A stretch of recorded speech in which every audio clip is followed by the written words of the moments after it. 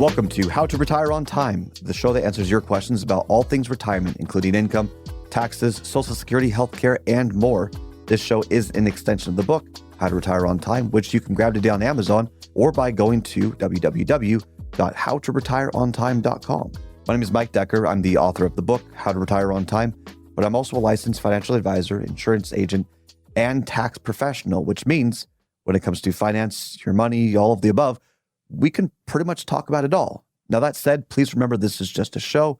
Everything you hear should be considered informational, as in not financial advice. If you want financial advice, you can request your wealth analysis from my team by going to www.yourwealthanalysis.com. With me in the studio today is David Franson. David, thanks for being here. Yep, glad to be here. David's going to read your questions, and I'm going to do my best to answer them. You can text your questions in to 913-363-1234, or you can email us at heymike@howtoretireontime.com. Let's begin. Hey, Mike, how do you find the best investments or products?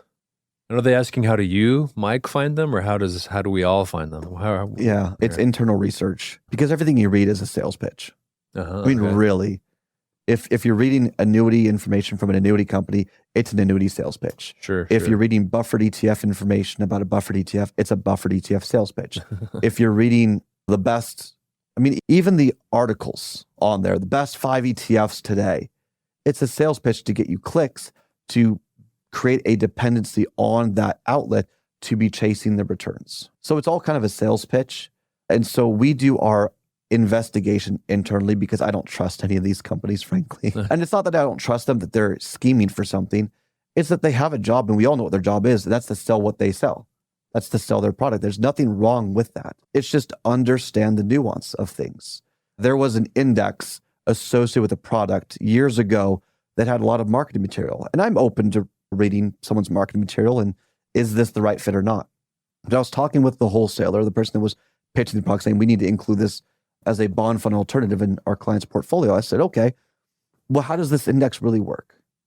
And I was asking question after question, saying this, it's a bit of a black box. It looks like this. How do you see it? What am I missing? Just trying to understand it.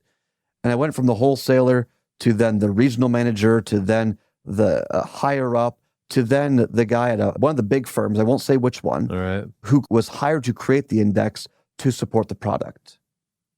And anytime you hear proprietary, it's a black box on purpose. And after 45 minutes of just drilling the guy, he finally came out and said, look, it's not meant to do better than 3 or 4%. Like, what do you expect from me? Oh boy. And I said, thank you for your honesty. I see why some people would want this, but it doesn't make sense for my clients based on how we're putting together our plans, our strategies, and our portfolios.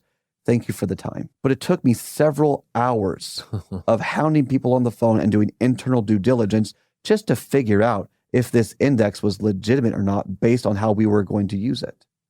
That's not to say that the index was bad. It's not. It's just to understand what's really going on.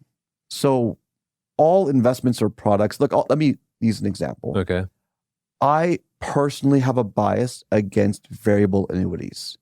I personally can't stand them. Tell us why. Cliff's Notes version. Yeah.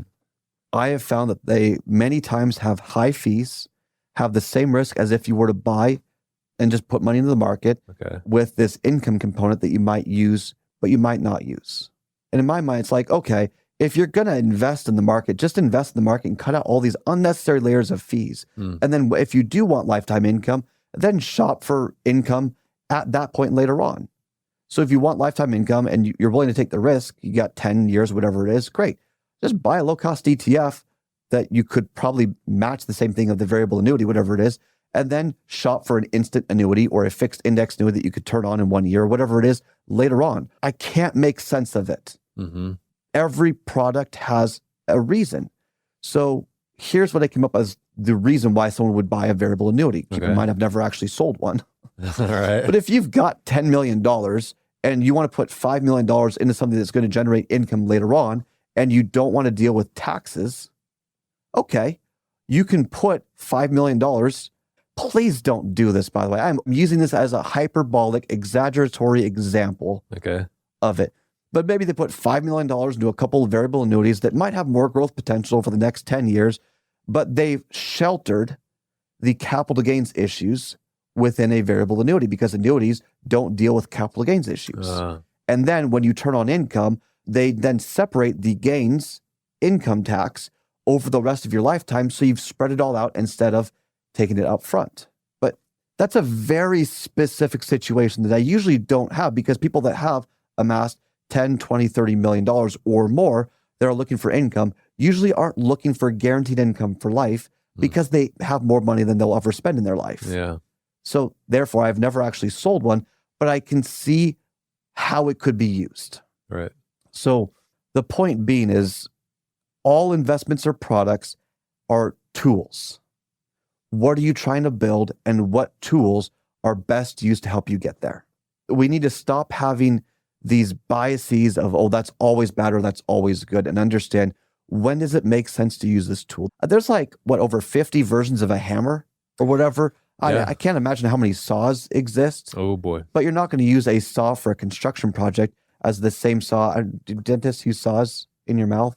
I don't know. I don't really know what the tools dentists use. I asked you because your wife's a dentist. Yeah. There's a lot of drills, but I don't know about any saws. A drill for a wall is different than a drill for your mouth, which is probably different than a drill for whatever surgeries people perform.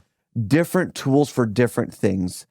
Again, going back to the basics, put a plan together so you have a general idea of where your money is going, what's the flow of it all, then explore the strategies to get more out of your money, and then put together the portfolio using the tools that give you the higher probability of success for what you want to get out of your money.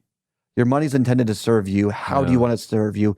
And in what way can that be constructed so that you're able to live within your emotional and economic limits? That's all the time we've got for the show today. If you enjoyed the show, consider subscribing to it wherever you get your podcast. Just search for How to Retire on Time. Discover if your portfolio is built to weather flat market cycles, or if you're missing tax minimization opportunities that you may not even know exist. Explore strategies that may be able to help you lower your overall risk while potentially increasing your overall growth and lifestyle flexibility. This is not your ordinary financial analysis. Learn more about Your Wealth Analysis and what it could do for you, regardless of your age, asset, or target retirement date. Go to www.yourwealthanalysis.com today to learn more and get started.